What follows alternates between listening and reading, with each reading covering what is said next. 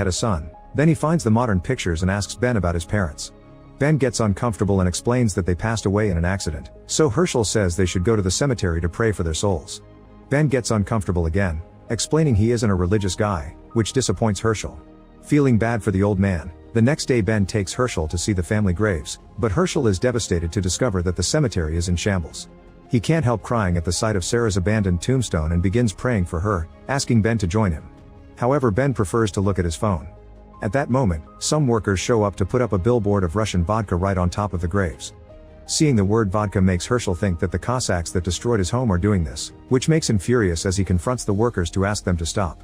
Obviously the workers ignore him, which makes Herschel even angrier and he ends up attacking the men. He knocks up the first few guys pretty quickly, but soon he's surrounded, and when Ben tries to stop them he gets beaten up too. This incident ends up with the duo being arrested and Ben has to spend a large sum of money to bail them out. When they return to the apartment, Herschel insists he wants to take the billboard down, and Ben reminds him that would cost money he doesn't have. An argument ensues, and Herschel implies Ben is a coward that is delaying the presentation of his app by making up excuses. Offended, Ben sends a few emails, and he's shocked to find a possible investor asking for a meeting. Later that day, Ben goes to see the investors, but he's turned down. They like Ben's invention, however Ben's criminal report is all over the internet and he makes for a bad face to represent an app based on the ethics behind businessmen. When he returns home, Ben blames Herschel for making his life go downhill.